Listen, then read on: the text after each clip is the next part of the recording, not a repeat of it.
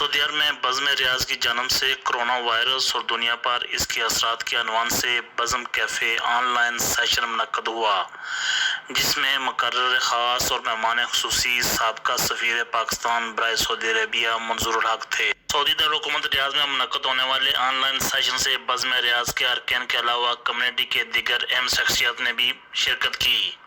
اس موقع پر سابق سفیر پاکستان منظور الحق کا کہنا تھا کہ کرونا کے اس دور میں ہمیں احتیاطی تدابیر کو اپنائے رکھنا ہے۔ کرونا کے بعد کا دور ایک انقلابی دور ثابت ہوگا۔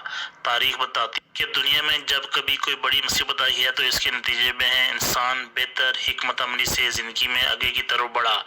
ہمیں صحت کے رہنما اصولوں کے مطابق اپنی زندگی کو ڈالنا ہے۔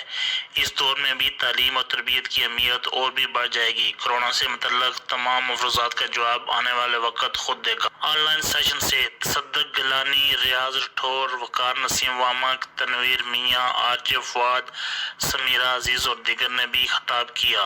الیاس رحیم، بیورو چیف، کے ای نیوز، الریاض، سعودی عربیہ۔